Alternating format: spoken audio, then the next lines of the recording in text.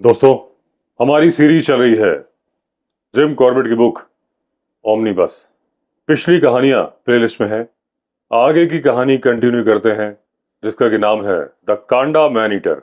अब Jim Corbett बोलते हैं हर किसी का थोड़ा ना थोड़ा अंधविश्वास पर विश्वास होता है और उसे हम कभी ना कभी किसी ना किसी को बताते रहते हैं।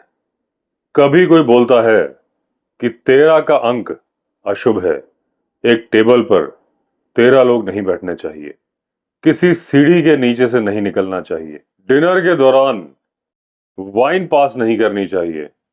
हर किसी का अपना अपना पर्सनल अंधविश्वास होता है और जब वो अपने दोस्तों को बताता है तो कई बार दोस्तों को आश्चर्य होता है। अब मुझे कई बार ऐसा लगता है कि जंगल के जो शिकारी हैं, स्पोर्ट्समैन हैं, वो शायद दूसरे लोगों से ज्यादा अंधविश्वासी होते हैं।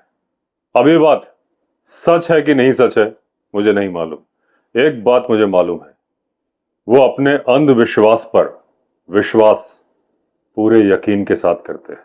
मेरा एक दोस्त था जो कि 5 कारतूस लेके जाता था हमेशा शिकार करने के लिए, ना एक कम ना एक ज्यादा। जब बड़े शिकार पर जाता था तो मेरा एक दोस्त 7 कारतूस लेके जाता था, ना एक कम ना एक ज्यादा।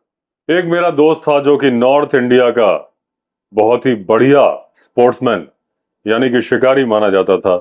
वो कभी भी जब बड़े जानवर के शिकार पर जाता था या सर्दियों में अपना शिकार शुरू करता था तो जब तक वो महासीर मछली नहीं मार लेता था तब तक वो शिकार करने जाता नहीं था। अब बात मैं करूंगा अपने अंधविश्वास की, और मेरा अंधविश्वास है कि अगर मैं सांप मारकर शिकार करने जाऊंगा तो मुझे कामयाबी मिलेगी। और धीरे धीरे समय के साथ मेरा यह विश्वास गहरा होता चला गया कि जब तक मैं सांप नहीं मार लूंगा मैं शेर नहीं मार पाऊंगा। अब मई का महीना चल रहा था, जो सबसे गर्म दिन होते हैं वो चल रहे थे। उस दौरान मैंने सुबह उठते ही ट्रैकिंग शुरू करी, कभी पहाड़ के ऊपर, कभी नीचे, कभी उबड़ खाबड़ रास्ते पर, और शाम तक चलता ही रहा। कभी घने जंगल आते थे, कभी आती थी खड़ी चढ़ाइयां। मेरे घुटने तक पैर छिल चुके थे, बहुत ही बुरे लग रहे थे क्योंकि उनमें चुभ गए थे झाड़ियों के कांटे, और मैं जा रहा था एक मैन ईटर मारने के लिए। मैं 15वें दिन वापस लौटा था, बहुत बुरी तरह से थका था। 2 कमरे का जो फॉरेस्ट रेस्ट हाउस है उसमें रुका था। जब मैं वहां पहुंचा देखा कई लोगों की भीड़ मुझसे मिलने के लिए जमा है। अब जब उन लोगों से बातचीत हुई तो मालूम चला वो खबर लेके आए थे कि आदमखोर बाघ यानी कि मैन ईटर टाइगर देखा गया है गांव के बाहरी इलाके में आज। अब क्योंकि अंधेरा हो चला था, उस दिन कुछ भी किया नहीं जा सकता था, तो जिम कॉर्बेट ने उन लोगों को लालटेन प्रोवाइड कराई और बोला आप अपने गांव वापस चले जाइए और कल अपने घरों से बाहर मत निकलना। अब जो फॉरेस्ट बंगलो बना हुआ था जिस रिज के ऊपर, उसी रिज के आखिरी किनारे पर था वो गांव। इस गांव की पोजीशन बिल्कुल आइसोलेटेड थी, एकदम किनारे पर बना हुआ था। और क्योंकि यह गांव किनारे पर था तो टाइगर ने भी सबसे ज्यादा वारदातें यहीं पर की थी। अभी रिसेंटली जो वारदातें की थी उसमें उसने मारी थी 2 औरतें, 1 आदमी। अब जिम कॉर्बेट ने गांव का एक पूरा चक्कर काट लिया था और एक दूसरा चक्कर आधे से ज्यादा काट लिया था। तभी जिम कॉर्बेट एक नाले के करीब पहुंचे जिसे कि बरसात के पानी ने बनाया था। अब जिम कॉर्बेट ने अच्छी तरह से स्कैन किया कि नाले में टाइगर तो नहीं है, और जब उन्हें लग गया कि टाइगर नहीं है तो फिर वो आगे बढ़े। तभी नाले के दूसरी तरफ से जिम कॉर्बेट को कुछ मूवमेंट दिखाई दी और ध्यान से देखा तो करीब 25 फीट की दूरी पर एक गड्ढे में पानी भरा हुआ था। वो गड्ढा इतना बड़ा था जैसे कि हो बाथ टब के आकार का, और उस गड्ढे में एक सांप पानी पी रहा था। वो कभी सर आगे कर रहा था, कभी पीछे कर रहा था, इसलिए मूवमेंट हुई और जिम कॉर्बेट का ध्यान उसकी तरफ चला गया। और जब उसने अपना फन उठाया तो उन्हें समझ में आ चुका था ये था एक किंग कोबरा। जिम कॉर्बेट बोलते हैं उन्होंने जितने भी सांप पहले देखे थे ये सबसे खूबसूरत सांप था, यानी कि उनकी जिंदगी में इतना खूबसूरत सांप उन्होंने देखा नहीं था। अब उसका गला ऑरेंज रेड कलर का था और उसकी गर्दन के नीचे का हिस्सा गोल्डन येलो कलर का था। बॉडी थी ऑलिव ग्रीन कलर की और पूंछ की तरफ का करीब 4 फीट हिस्सा एकदम शाइनिंग ब्लैक कलर का था। और इस सांप की टोटल लंबाई 13 से 14 फीट की रही होगी। अब किंग कोबरा के बारे में बहुत सारी कहानियां चलती हैं। कुछ लोग बोलते हैं कि अगर इन्हें छेड़ा जाता है तो फिर ये छोड़ते नहीं हैं। कुछ लोग बोलते हैं जब ये अपने शिकार का पीछा करते हैं तो इनकी स्पीड यानी कि गति देखने लायक होती है। अब जिम कॉर्बेट ने सोचा कि सांप अगर इनकी तरफ होता तो इनके लिए खतरा होता, इनका पीछा कर सकता था, लेकिन वो नाले के दूसरी तरफ था, रोड़ी के दूसरी तरफ था, यानी इनको काफी टाइम मिल जाता जब वो इनका पीछा करता। केवल एक गोली मारनी थी उसके हुड में और उस सांप का काम तमाम हो जाता। लेकिन गोली मारे तो मारे कैसे? आए हैं मैन ईटर के शिकार पर, जैसे ही गोली चलेगी मैन ईटर सावधान हो जाएगा। यह भी हो सकता है कि मैन ईटर ये इलाका ही छोड़ के चले जाए। जिम कॉर्बेट के हाथ में जो राइफल थी वो भी बहुत भारी थी, यानी कि उसका धमाका भी बहुत जोरदार होने वाला था। इतनी देर में सांप जो अपनी जीभ लपलपा रहा था उसने जीभ अंदर की मुड़ा और पीछे को चलता बना। अब अपनी आंखें उस सांप से हटाए बिना जिम कॉर्बेट ने पत्थर उठाया जैसे कि क्रिकेट की बॉल उठाई हो और लगाने लगे निशाना उस सांप पर। अब सांप चढ़ के हार्ड सरफेस पे आ चुका था। उसी वक्त जिम कॉर्बेट ने निशाना लिया और मार दिया पत्थर जो कि लगा उसके फन के हिस्से पर। अब दूसरा कोई सांप होता तो एक ही पत्थर में मर जाता, लेकिन ये किंग कोबरा था। वो पलटा और जिम कॉर्बेट की तरफ बढ़ने लगा। अब जिम कॉर्बेट ने दूसरा पत्थर उठाया, निशाना लिया, मारा। किस्मत अच्छी थी, निशाना उस सांप के गले पर लगा और वो तब लगा जब वो आधा डिस्टेंस जो सांप और जिम कॉर्बेट के बीच में था उसको कवर कर चुका था। अब सांप मर चुका था। जिम कॉर्बेट का अंधविश्वास भी पूरा हो चुका था, क्योंकि उन्हें लगता था वो जब सांप मार देते हैं तो फिर वो टाइगर भी मार देते हैं। अब जिम कॉर्बेट का जो सर्किल बचा था जो वो पूरा करना चाहते थे उन्होंने आराम से पूरा किया। लेकिन गांव का दूसरा चक्कर लगाने के बावजूद कुछ हासिल नहीं हुआ। टाइगर के बारे में कोई सुराग लगा नहीं, लेकिन जिम कॉर्बेट बड़े खुश थे क्योंकि उन्होंने सांप मार दिया था। तो कई दिनों के बाद जिम कॉर्बेट को एहसास हो रहा था कि इस बार मैन ईटर उनके हत्थे चढ़ ही जाएगा। अब अगले दिन जिम कॉर्बेट ने फिर पूरे गांव का चक्कर लगाया, फिर ढूंढा, लेकिन इस बार गांव के आखिरी में एक खेत था जो कि जुता हुआ था और वहां पर मिले ताजे पगमार्क टाइगर के। अब गांव वाले बुरी तरह से डर चुके थे। जिम कॉर्बेट ने उन्हें वादा किया कि वो जल्दी ही वापस लौटेंगे। फिर चल पड़े 4 मील दूर स्थित फॉरेस्ट बंगलो की तरफ। अब रास्ता सुनसान था और ऐसे सुनसान रास्ते पर जहां पर मैन ईटर वारदात कर रहा हो, कुछ सुरक्षा के उपाय हैं जिनकी अनदेखी नहीं होनी चाहिए। अब जिम कॉर्बेट लिखते हैं कि आप लोग पूछेंगे कि मैं अकेला क्यों चला, जबकि मैं अपने साथ अपने कैंप तक कई आदमी लेके आ सकता था। तो जिम कॉर्बेट का जवाब है कि जब मैं अपने साथ आदमी लेके चलने लगूंगा तो फिर मैं केयरलेस हो जाऊंगा। और दूसरी बात, जब आप अपने साथ आदमी लेके चलते हो तो जब भगदड़ सी मचती है तब बड़ा मुश्किल होता है कि शिकारी को शिकार बनाऊं, अपने आप को बचाऊं कि इन आदमियों को बचाऊं। अब जब अगले दिन सुबह जिम कॉर्बेट गांव पहुंचे, देखा एक जगह पर कई आदमी जमा हैं और वो बड़े ही उत्सुक लग रहे हैं कि जिम कॉर्बेट नजदीक आए तो वो उन्हें कुछ बताएं। और जब जिम कॉर्बेट नजदीक आए तो उन्होंने बताया कि एक भैंस टाइगर ने मार दी है। अब भैंस को टाइगर ने गांव में ही मारा था। उसके बाद वो उसे घसीट के ले चला था। पहले तो रिज पर लेके चला, उसके बाद वो लेके गया ढाल की तरफ। ये ढाल थी बहुत ही घने जंगल में और पहाड़ी के नॉर्थ फेस की तरफ थी।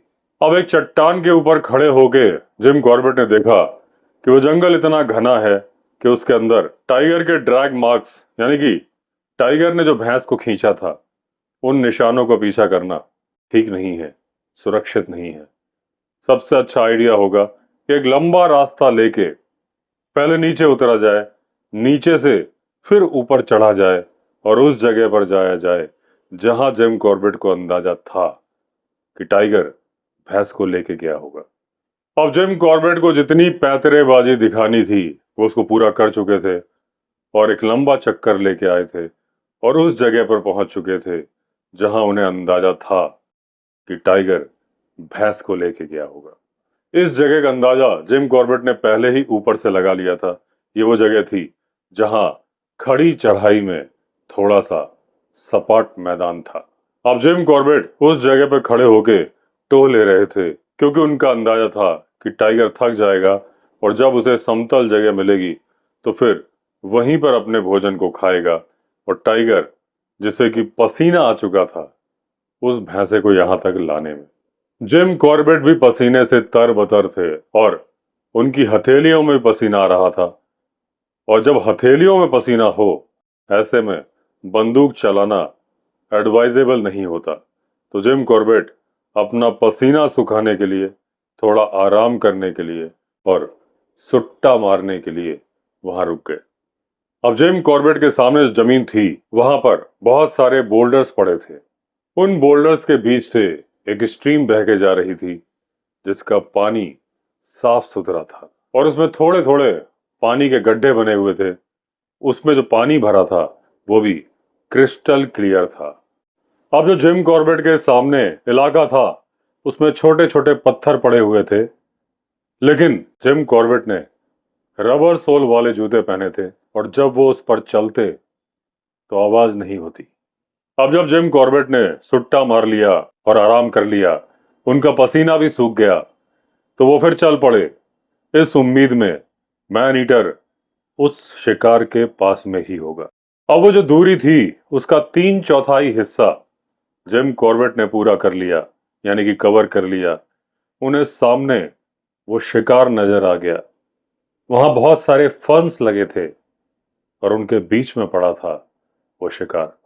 और वो जगह जहां से एक खड़ी चढ़ाई, खड़ी पहाड़ी रिज की तरफ जाती थी, वो जगह यहां से 25 गज की दूरी पर थी।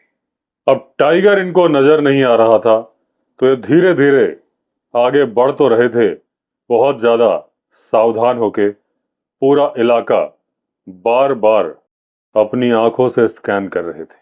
अब आने वाले खतरे की पूर्व सूचना आपको आपकी छठी इंद्री यानी सिक्स सेंस दे देती है। शिकारियों के साथ तो अक्सर ऐसा होता है। पहले जिम कॉर्बेट खड़े रहे और उन्हें कोई खतरा नजर नहीं आ रहा था, लेकिन अचानक 2-3 मिनट के बाद जिम कॉर्बेट को एहसास होने लगा कि टाइगर उन्हें देख रहा है। अब जिम कॉर्बेट के पास में 15 से 20 गज की दूरी पर घनी झाड़ियां थीं। उतनी ही दूरी जिम कॉर्बेट से उस शिकार की थी जिसे टाइगर ने मारा था। तभी वह झाड़ियां कुछ हिली और जिम कॉर्बेट ने देखा कि टाइगर पूरी तेजी के साथ भागता जा रहा है पहाड़ी की तरफ। जब तक कॉर्बेट अपनी बंदूक उठाते, निशाना लेते, तब तक टाइगर एक घने पेड़ के पीछे जा चुका था। एक ऐसा घना पेड़ जिसमें बहुत सारी लताएं चढ़ी हुई थी। अब टाइगर फिर नजर आया, लेकिन अब टाइगर उस पेड़ के पीछे पीछे 30 गज की दूरी और तय कर चुका था, यानी कि अब उसकी दूरी जिम कॉर्बेट से 30 गज की थी। एक चट्टान के ऊपर टाइगर नजर आया जिम कॉर्बेट को। इन्होंने लिया निशाना और मार दी गोली। अब जैसे ही जिम कॉर्बेट की गोली लगी, टाइगर नीचे को लुढ़कने लगा, उसके साथ साथ लुढ़कने लगे पत्थर। टाइगर जोर से दहाड़ मार रहा था और जिम कॉर्बेट को लग रहा था क्योंकि यह पहले पीछे को उछला, गिरा, फिर लुढ़कता हुआ आ रहा है, तो इस बात की पूरी संभावना है कि इसकी रीढ़ की हड्डी टूट गई होगी। अब जिम कॉर्बेट सोचने लगे कि उस परिस्थिति में मुझे क्या करना है अगर ये टाइगर लुढ़कते लुढ़कते मेरे कदमों पर ही आ जाए। अब दहाड़ रुक गई, थोड़ी ही देर में रुक गया टाइगर। अब इसे जिम कॉर्बेट की खुशी माने कि उनके पैरों तक टाइगर नहीं आया, या उनका अफसोस माने कि उनके हाथ से टाइगर निकल गया, लेकिन टाइगर बिना किसी चोट के वापस पहाड़ पर चढ़ता हुआ नजर आया। अब वो पहाड़ी की दूसरी तरफ चला गया। अब जिम कॉर्बेट को उतना मौका नहीं मिला कि अब वो दोबारा उसको गोली मार पाते।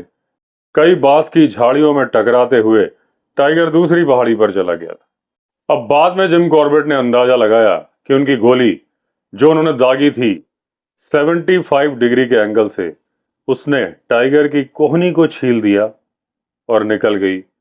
और किसी मजाकिया व्यक्ति ने उस हड्डी का नाम रखा है फनी बोन। उसकी फनी बोन टूट गई। अब जो गोली निकली वो पीछे वाली चट्टान पर टकराई, एक रिवाइंड लिया और उसने उसके जबड़े पे जोरदार धक्का मारा।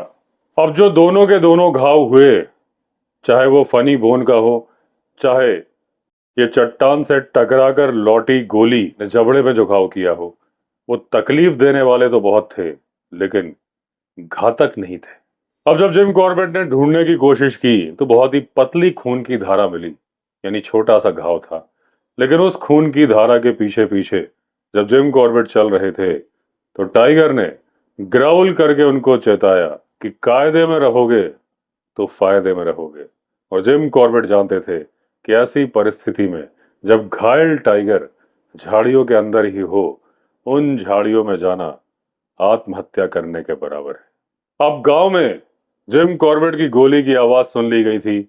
गांव वाले इंतजार कर रहे थे कि कॉर्बेट साहब क्या खबर लेकर आ रहे। लेकिन जिम कॉर्बेट को मालूम था कि जब कहानी उन्हें मालूम चलेगी तो बहुत उदास हो जाएंगे, और जिम कॉर्बेट उनके सवालों को झेलने के लिए पूरी तरह से तैयार थे। हालांकि जिम कॉर्बेट ने कोई गलती की नहीं थी, उन्होंने निशाना भी ठीक से लगाया था। टाइगर के पीछे भी पूरी सावधानी के साथ गए थे। अब अगले दिन फिर पूरी सावधानी के साथ कॉर्बेट बढ़ चले उस टाइगर को ढूंढने और उस किल पर निगाह रखने। और वहां जाकर कॉर्बेट की खुशी का ठिकाना नहीं रहा, क्योंकि टाइगर रात को फिर आया था और उसने उस शिकार को खाया था। अब सबसे बढ़िया तरीका उस टाइगर को मारने का था कि उस शिकार के पास में इंतजार किया जाए टाइगर का और मार दी जाए उसे गोली। लेकिन परिस्थितियां ही खिलाफ थी। कोई ऐसा पेड़ नहीं था जो शिकार के पास में हो जहां कॉर्बेट बैठकर सुरक्षित रहते हुए टाइगर का इंतजार करे। पिछले जो अनुभव हुए थे जिम कॉर्बेट को, उन्होंने कॉर्बेट को सिखा दिया था कि जमीन पर बैठ के मैन ईटर टाइगर का इंतजार मत करना। अब जिम कॉर्बेट ये डिसाइड भी नहीं कर पाए थे कि वो कहां बैठे हैं, तब तक में उन्होंने टाइगर की रोर की आवाज सुनी, उसी तरफ से कल जहां ये पीछा करते हुए गए थे। अब जब टाइगर की दहाड़ सुन ली तो जिम कॉर्बेट को उम्मीद जगी कि वो इस टाइगर को मार सकते हैं सुरक्षित रहते हुए, क्योंकि जिम कॉर्बेट को मालूम था कि जब टाइगर दहाड़ता है तो उसे मेट की आवाज निकालकर अपनी तरफ आकर्षित किया जा सकता है। जब टाइगर घायल हो तो सावधानी बरतनी चाहिए, तो शिकारी को बहुत ही सावधानी पूर्वक आवाज निकालनी चाहिए। आवाज ऐसी जगह से निकालनी चाहिए जहां पर घनी झाड़ी हो, क्योंकि टाइगर उसी जगह पर आता है जहां से उसे आवाज सुनाई देती है। और जो शिकारी आवाज निकाल रहा हो उसे तैयार रहना चाहिए, क्योंकि निशाना अचूक होना चाहिए, क्योंकि निशाना लगाना पड़ेगा बहुत ही नजदीक से। अब जिम कॉर्बेट ने बोला कि अगर टाइगर घायल हो तो भी वो आ जाता है मेट की कॉल सुन के। ये सुन के बहुत सारे शिकारी उलझन में पड़ जाएंगे कि क्या ऐसा होता है। लेकिन मैं उन लोगों से बोलना चाहूंगा कि अपना निर्णय तब तक ना सुनाएं जब तक ऐसी परिस्थिति का आप सामना ना कर लें। अगर मैं आज के एक्सपीरियंस की बात करूं तो मैं टाइगर की आवाज निकाल रहा था, वहां से वो टाइगर भी जवाब दे रहा था। ऐसा बहुत देर तक चला लेकिन टाइगर मेरे नजदीक आया नहीं। लेकिन उसका एक कारण है, क्योंकि ठीक इसी जगह पे एक दिन पहले टाइगर को गोली लगी थी और टाइगर को यह घटना याद थी, एक दिन पहले की थी। वो जानता था कि जिस जगह पर मैं जा रहा हूं वहां पर खतरा है। अब एक पेड़ जिम कॉर्बेट ने सेलेक्ट किया। एक सीधा किनारा था, उस किनारे के पास में पेड़ लगा था और उसकी एक ब्रांच थी जो कि जमीन से, किनारे वाली जमीन से 8 फीट ऊंची थी। और अगर जिम कॉर्बेट इस ब्रांच पर बैठ जाते तो जिस किनारे पर वो लगा था, पहाड़ी नाले के किनारे पर, उस नाले की जो तली थी, तल था, वहां से जिम कॉर्बेट की ऊंचाई थी 30 फीट। और जिम कॉर्बेट को पूरी उम्मीद थी कि टाइगर उस तरफ से नहीं आएगा जहां से ये किनारे से 8 फीट की ऊंचाई पर है। टाइगर उस तरफ से आने की उम्मीद थी जिस किनारे से पेड़ 30 फीट की ऊंचाई पर था। अब करीब 4 बजे के आसपास जिम कॉर्बेट अपने आदमियों से मिलके नाश्ता लेकर पेड़ की डाल पर बैठ चुके थे। आज उन्हें लंबी देरी तक बैठना था, काफी मुश्किल भरी रात थी। अब जब आदमी जा रहे थे तो जिम कॉर्बेट ने उनसे कहा था, कल सुबह रिज पर आके मुझे कुई की आवाज निकाल देना।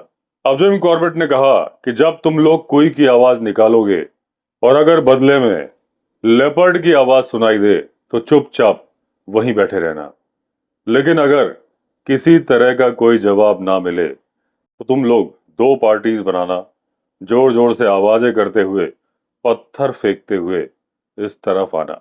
अब जिम कॉर्बेट बोलते हैं कि मैं पेड़ पर किसी भी पोजीशन में बैठा हूं, मैं सो सकता हूं, ऐसी मेरी आदत है। लेकिन आज की जो शाम थी बहुत अच्छी नहीं गुजरी। एक तो सूरज था जो कि मेरे ऊपर ही आ रहा था और दूसरा एक लंगूर था जो लगातार अलार्म कॉल कर रहा था। बड़ी जल्दी ही मैंने उस लंगूर को ढूंढ लिया जो पहाड़ी के दूसरी तरफ एक पेड़ की चोटी पर बैठा था और आवाज कर रहा था। और क्योंकि उस लंगूर का चेहरा मेरी तरफ ही था, मुझे लगा इस लंगूर को लग रहा है कि मैं कोई लेपर्ड हूं जो पेड़ पर बैठा हूं और ये मुझे देखकर ही अलार्म कॉल कर रहा है। बीच बीच में वो रुक जाता था, फिर अलार्म कॉल करता था।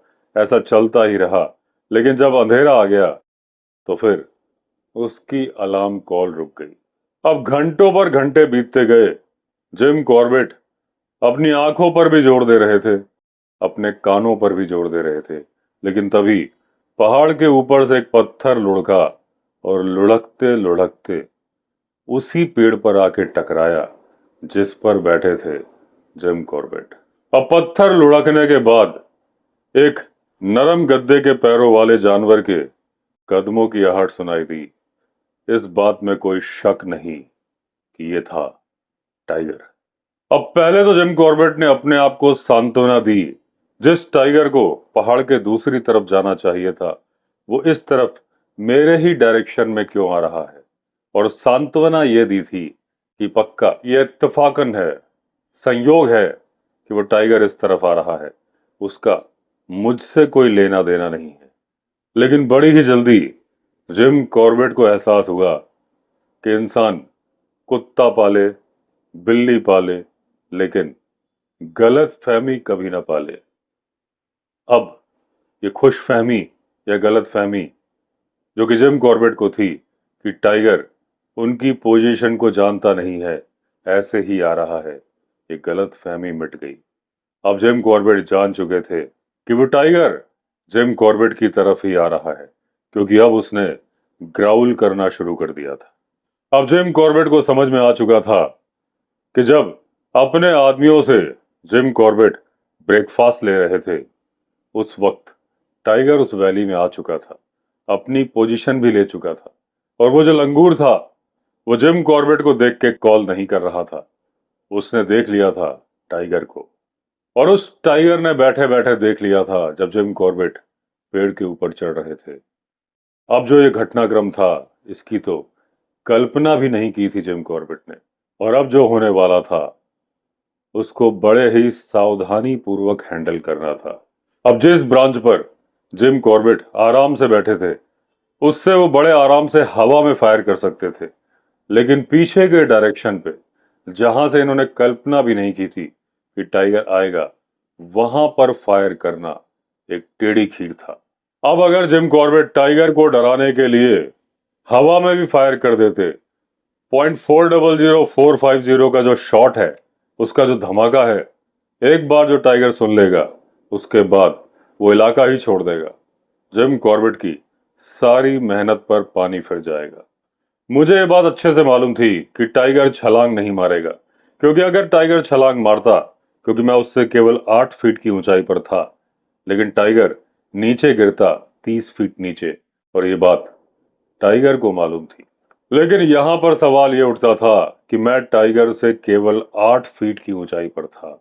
टाइगर को छलांग मारने की कोई जरूरत नहीं थी, उसे केवल अपने पिछले पैरों पर खड़ा होना था और टाइगर मुझ तक पहुंच जाता। अब अपनी गोदी से राइफल को मैंने उठाया, उसको पीछे की तरफ घुमाया, बंदूक की नाल को नीचे की तरफ झुकाया।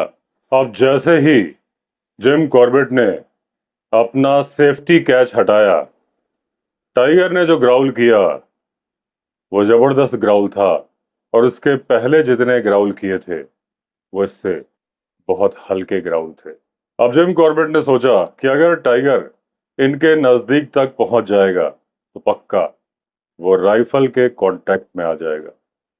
और जिम कॉर्बेट ने सोचा कि जब टाइगर मेरे नजदीक आ जाएगा, राइफल के कांटेक्ट में आ जाएगा, तो भले ही मेरी गोली टाइगर को ना लगे, लेकिन मुझे इतना मौका तो मिल ही जाएगा कि मैं पेड़ पर और ऊपर चढ़ पाऊंगा। अब समय बहुत धीरे धीरे गुजर रहा था, या यूं कहें, जिम कॉर्बेट के लिए एक एक पल भारी पड़ रहा था।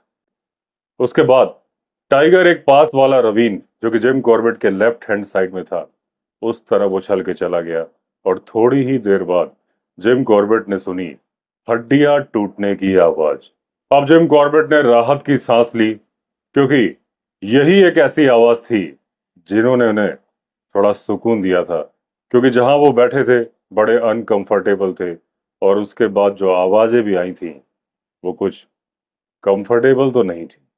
अब सूरज ऊपर चढ़ चला था, लेकिन अभी भी पहाड़ी की परछाई जिम कॉर्बेट तक आ रही थी, जब उनके आदमियों ने कुई की आवाज निकाली, जैसा कि जिम कॉर्बेट ने उन्हें इंस्ट्रक्शंस दिए थे। और ठीक तभी जिम कॉर्बेट ने देखा कि उनके लेफ्ट हैंड साइड से टाइगर पहाड़ी पर ऊपर चढ़ के जा रहा है। अब लाइट बहुत कम थी, और रात भर की थकी हुई आंखें जिम कॉर्बेट की इतना बढ़िया निशाना लगा नहीं सकती थी जितनी दूरी पर टाइगर था। लेकिन फिर भी जिम कॉर्बेट ने चांस लिया, उन्होंने गोली दाग दी, और उन्हें यह जान के बहुत खुशी हुई कि गोली सही रास्ते पर जा रही थी। और जैसे ही वो सही रास्ते पर पहुंची, एक जबरदस्त ग्राउल की आवाज सुनाई दी टाइगर की। टाइगर पलटा और सीधा दौड़ा जिम कॉर्बेट की तरफ।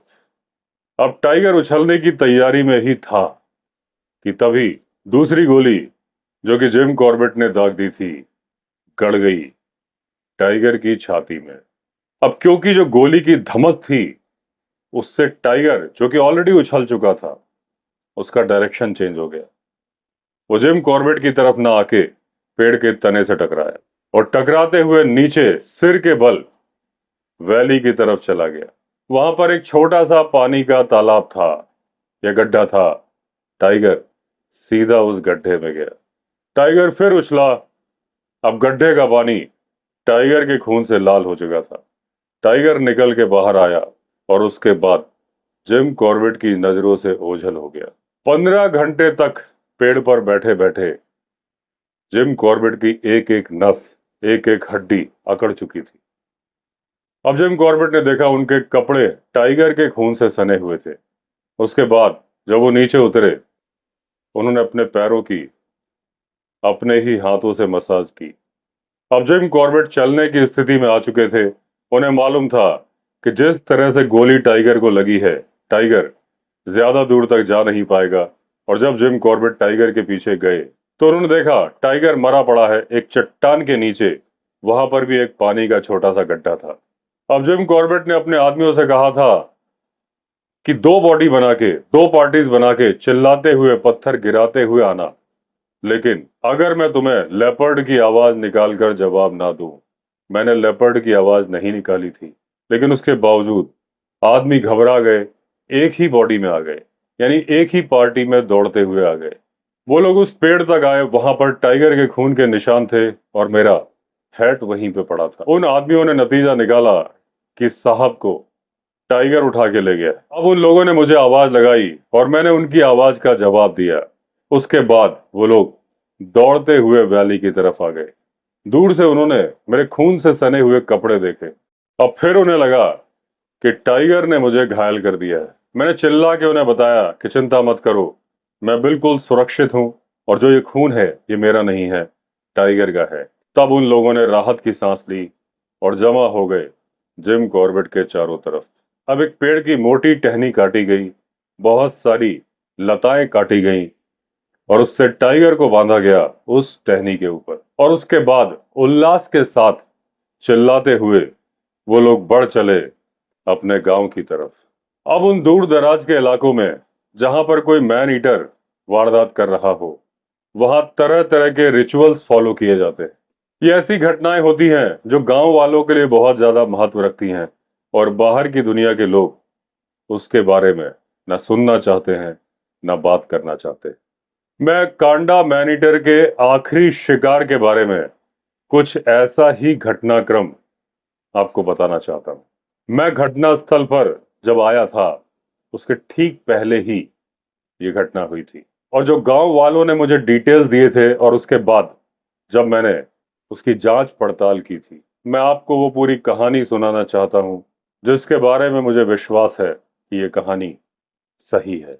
अब जिम कॉर्बेट एक चिट्ठी के बारे में बताना चाहते हैं जो कि लिखी गई थी कैप्टन J.E. कॉर्बेट को, यानी कि जेम्स एडवर्ड कॉर्बेट कालाडूंगी। लिखने वाले थे गांव के निवासी पट्टी पेनुइन की। पट्टी दोस्तों बहुत ही छोटा सा गांव होता है। पट्टी बुंगी और पट्टी बादलपुर, डिस्ट्रिक्ट गढ़वाल, जो कि आजकल बन चुका है डिस्ट्रिक्ट पौड़ी गढ़वाल। और ये जो मैं आपको कहानी सुना रहा हूं, इस वक्त मैं डिस्ट्रिक्ट पौड़ी गढ़वाल में ही बैठा हूं। तो चिट्ठी में लिखा गया था, श्रीमान जी, हम 3 पट्टी के निवासी बड़े ही आदर पूर्वक आपके संज्ञान में कुछ बातें लाना चाहते हैं। हमारे इलाके में एक टाइगर पिछले दिसंबर से मैन ईटर बन गया है। अब तक वो 3 आदमी मार चुका है और 2 को घायल कर चुका है। हम लोग सारे निवासी बहुत ज्यादा तनाव में हैं। इस टाइगर के डर से हम लोग रात में अपने खेतों की, अपनी फसल की रखवाली नहीं कर पाते और हिरणों ने, यानी कि डियर्स ने, करीब करीब हमारे खेतों को रात में नष्ट कर दिया है।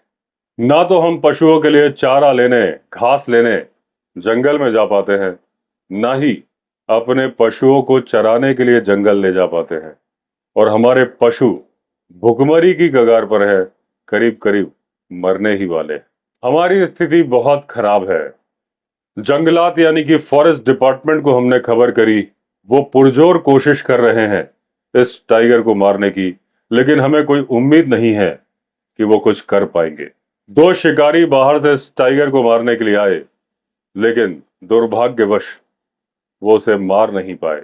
हमारे डीएम साहब ने, जो कि बड़े दयालु हैं, 150 रुपए का इनाम रखा है जो भी व्यक्ति इस टाइगर को मारेगा। तो इस इनाम के लिए हर कोई इस टाइगर को मारना चाहता है, लेकिन अभी तक किसी को भी कोई सक्सेस नहीं मिली। हमें खबर मिली है कि श्रीमान जी, यानी कॉर्बेट साहब ने बहुत सारे आदमखोर टाइगर और लेपर्ड मारे हैं। इसके लिए आपकी ख्याति दूर दूर तक फैल चुकी है और कुमाऊं के इलाके में तो बच्चा बच्चा आपको जानता है। अब नागपुर का फेमस लेपर्ड भी आपने मारा है और यहाँ की आम जनता की आवाज है कि अगर यह टाइगर किसी के हाथ से मरेगा तो वो है सिर्फ और सिर्फ आप। तो हम सभी करबद्ध, यानी कि हाथ जोड़कर आपसे प्रार्थना करते हैं कि आप यहाँ पर आने का कष्ट उठाएं और इस टाइगर को, जो कि हमारा सबसे बड़ा शत्रु है, उसको मार दीजिए और इस इलाके की पब्लिक की रक्षा कीजिए। आप ऐसा कर देंगे तो हम लोग आपका उपकार जीवन भर नहीं भूलेंगे और आपकी लंबी उम्र और समृद्धि की कामना करेंगे। हम उम्मीद करते हैं कि हमारे इस निवेदन पर आप विचार करेंगे और इस टाइगर को मारने के लिए जरूर आएंगे। इस इलाके में आने के लिए रास्ता कुछ इस प्रकार से है। सबसे पहले आप रामनगर आइए, रामनगर से आइए सुल्तान, सुल्तान से आइए लोहा चौर और लोहा चौर से आइए कांडा। अगर श्रीमान जी अपने आने की तारीख बता देंगे तो हम लोग बैलगाड़ी लेके रामनगर पहुंच जाएंगे और श्रीमान जी के साथ में ही आएंगे। ये जो लेटर लिखा गया था ये 18 फरवरी 1933 को लिखा गया था और इसमें 40 लोगों के हस्ताक्षर थे और 4 लोगों के अंगूठों के निशान थे और इसमें जो पता लिखा गया था वो था गोविंद सिंह नेगी का। अब कॉर्बेट बोलते हैं कि ये जो गांव था कांडा जहां पर मैंने मैनीटर को गोली मारी, इसमें एक बूढ़ा आदमी और उसका बेटा रहते थे। अब जो बूढ़ा आदमी था उसने आर्मी में अपनी सेवाएं दी थी 1914 से 1918 तक और वो चाहता था कि उसका बेटा भी गढ़वाल राइफल्स ज्वाइन करे। युद्ध काल में तो आर्मी ज्वाइन करना बड़ा आसान होता है, लेकिन जब शांति काल होता है तब वैकेंसीज नहीं होती और आर्मी में नौकरी पाना मुश्किल काम होता है, क्योंकि एक अनार 100 बीमार। अब जैसे ही लड़के ने 18 साल पूरे किए, कुछ लोग जंगल के रास्ते लैंसडाउन जा रहे थे। अब लैंसडाउन गढ़वाल राइफल्स का हेडक्वार्टर्स है, तो ये लड़का भी उन लोगों के साथ चल पड़ा और जब लैंसडाउन पहुंचा तो जो रिक्रूटिंग ऑफिसर था उसके सामने पेश हो गया और बिना किसी देरी के उस लड़के को आर्मी में रख लिया गया। उसे कुछ दिनों की छुट्टी दी गई कि जाके अपना सामान रखाओ या जो लाना है ले आओ और उसके बाद शुरू होगी तुम्हारी ट्रेनिंग। अब क्योंकि वो लड़का 5 दिनों से घर से बाहर था, जब घर पहुंचा तो देखा उसके पिताजी घर पर नहीं है और जब लोगों से पूछा तो मालूम चला कि वो अपने छोटे से खेत पर काम करने गए हैं और रात होने के पहले वापस नहीं आएंगे। अब जिम कॉर्बेट बताते हैं कि उस बूढ़े आदमी का खेत वही खेत था जहां पहले दिन मैंने टाइगर के पैरों के निशान देखे थे और एक किंग कोबरा को उसके पास में ही मारा था। अब उस लड़के की जिम्मेदारी थी कि अपने पशुओं को चारा भी खिलाए, तो अपने पड़ोसियों के यहाँ दोपहर का भोजन करने के बाद कुछ लोग जो कि जंगल की तरफ जा रहे थे पत्तियां काटने, ये लड़का भी उनके साथ चल पड़ा क्योंकि इसे अपने पशुओं को खाना देना था और जब पिताजी लौटते तो उन्हें ये खुशखबरी सुनानी थी कि वो गढ़वाल राइफल्स में सेलेक्ट हो गया है। अब मैं आपको पहले ही बता चुका हूं कि ये गांव एक रिज के ऊपर बना है और चारों तरफ से जंगल से घिरा हुआ है। अब क्योंकि 2 महिलाओं को टाइगर या मैन ईटर टाइगर पहले ही मार चुका था, तो गांव के पशुओं को जिंदा रखा जा रहा था गांव के आसपास जो पेड़ थे उनकी पत्तियों पर। अब क्योंकि पेड़ से पत्ते खत्म हो जाते थे तो हर दिन कुछ आगे के पेड़ तक लोगों को जाना पड़ता था। आज क्योंकि 20-25 आदमी थे साथ में थे, डर कम लग रहा था, थोड़ा और आगे चले गए। खड़ी पहाड़ी थी, उस तरफ चले गए। अब जिस तरफ ये चले गए थे उस तरफ ये एक 8 मील लंबी पहाड़ी थी। वहीं पर थोड़ी दूर पर थी रामगंगा नदी और रामगंगा नदी के दूसरी तरफ था ढिकाला फॉरेस्ट बंगलो। अब आगे की तरफ जो जमीन थी थोड़ी सपाट समतल जमीन थी, पेड़ थे थोड़ा दूर दूर थे। अब सारे लोग अलग अलग हो गए, अपनी अपनी पसंद का पेड़ चुन लिया और उस पर चढ़ गए और काटने लगे पत्ते। और जब जब जिसने जिसने अपने मतलब भर के पत्ते काट लिए वो नीचे उतरता गया, पत्तों का गट्ठा बनाता गया और वो लोग वापस लौटने लगे। आए थे 25 आदमी, जब वापस लौटे 2-2 3-3 के छोटे छोटे ग्रुप्स में लौटे। अब जब ये लोग जंगल की तरफ आ रहे थे तो जोर जोर से बातें कर रहे थे ताकि इनकी हिम्मत भी बनी रहे और टाइगर भी दूर रहे। लेकिन ये लोग एक बात भूल चुके थे कि वो टाइगर नहीं था, मैन ईटर टाइगर था। उसे इंसानी आवाज पसंद थी क्योंकि उसके शिकार की आवाज थी।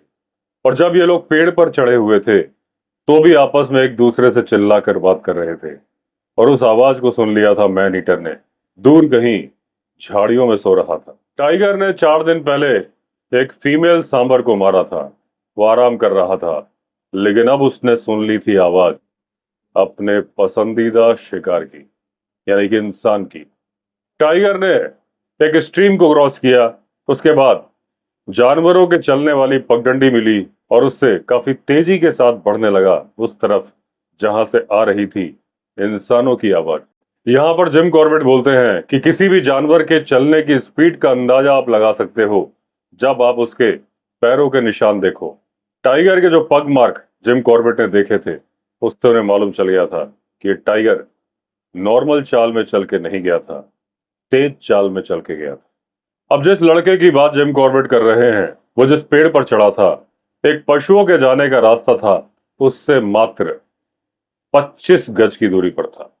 और उस पेड़ की जो ऊपर वाली शाखाएं थीं, वो थोड़ा लटकी हुई थी एक रवीन की तरफ, और जिसमें बड़ी बड़ी दो चट्टानें भी थीं। अब जब उन चट्टानों के पास वो टाइगर आया, उसने उस लड़के को पहले देखा जो कि इस पेड़ पर चढ़ा था। उसके बाद एक गिरा हुआ पेड़ था, उसके पीछे छिप के टाइगर बैठ गया, इंतजार करने लगा उस लड़के का जिसे उसने सेलेक्ट कर लिया था। अब जब लड़के ने अपनी पत्तियां काट ली और वो धीरे धीरे नीचे उतरने लगा, अब उसे उन पत्तियों को समेटना था और फिर उनको बांधकर उनका गट्ठा बनाना था। अब जब लड़का पत्तियां समेट रहा था, वहां पर वो सेफ था, खुले मैदान में था और बाकी लोगों की निगाह में था। लेकिन उसने देखा कुछ पत्तियां उस रवीन में चली गई जहां दो चट्टानें थी। वो लड़का उन पत्तियों को उठाने के लिए आगे बढ़ा। उसे नहीं मालूम था कि ये पत्तियां नहीं है, उसे बुला रही है मौत। और उसने अपने भाग्य का निर्धारण उसी वक्त कर लिया था जब उसने अपने कदम बढ़ाए थे उस पहाड़ी नाले की तरफ।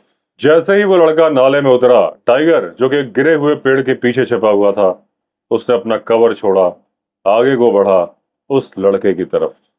जैसे ही लड़का पत्तियां उठाने के लिए नीचे झुका, टाइगर ने उसके ऊपर जंप मारी, उसे वहीं मार दिया।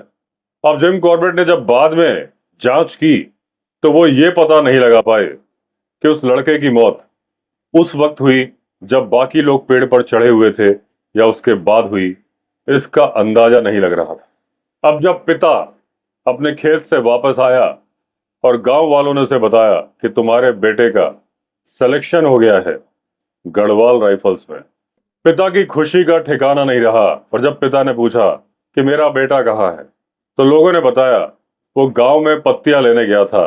लेकिन लोगों ने यह भी आश्चर्य जताया कि वो आपको घर पर क्यों नहीं मिला, क्योंकि सारे लोग तो जंगल से लौट आए।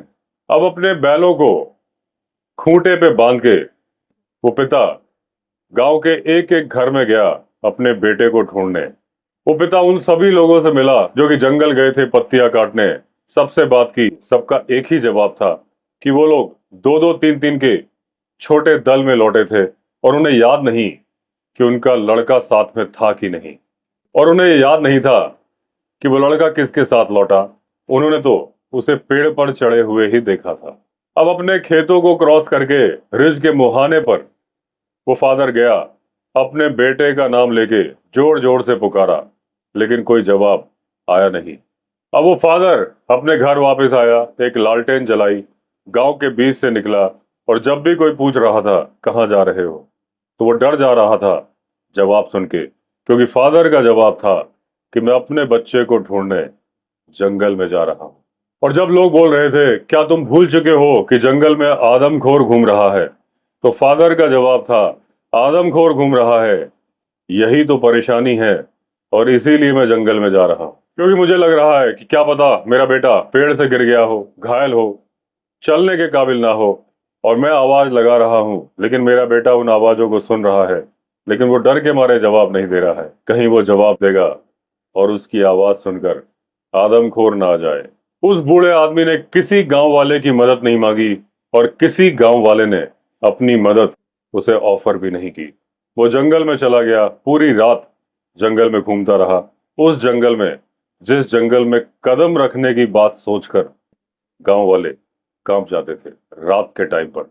और जिम कॉर्बेट ने जब बाद में कदमों के निशान चेक किए, तो वो पिता अपने बच्चे की लाश और उसे खाते हुए आदमखोर बाघ से काफी नजदीक से गुजरा, और एक बार नहीं 4 बार। उसके बाद वो पिता एक ऊंची चट्टान पर बैठ गया और उसके बाद रवीन की तरफ देखने लगा। हल्का हल्का सूरज उगा, चट्टान के पास उसे खून नजर आया। जल्दी जल्दी भागा, देखा जो कुछ बचा खुचा टाइगर ने उसके बेटे को छोड़ा था वो पड़ा था। उसने अपने बच्चे के बचे खुचे अवशेषों को समेटा, गांव लेके आया।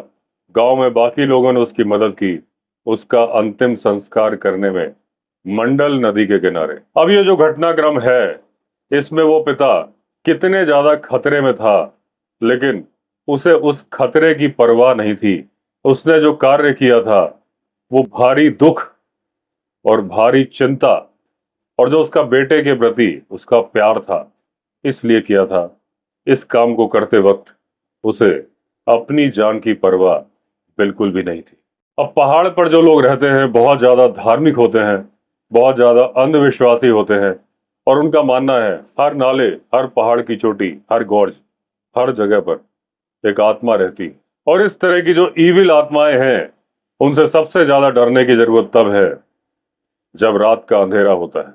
अब एक इंसान सूरज डूबने से सूरज उगने तक हल्की सी लालटेन लेके बिना किसी हथियार के उस जंगल में, जो पिछले 1 साल से आदमखोर टाइगर से प्रभावित था, जहां पर बुरी आत्माओं का निवास था, ऐसी उनकी मान्यता थी, घूमता रहा जंगल में।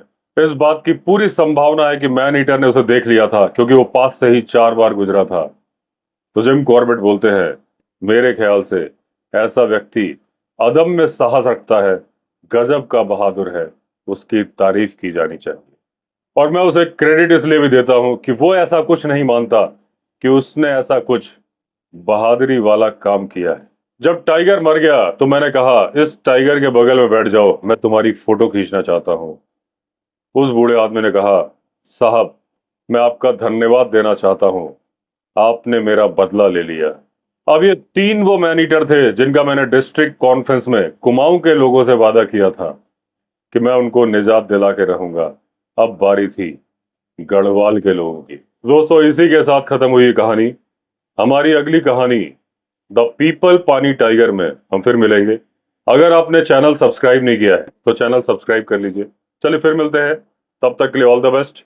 वंदे मातरम।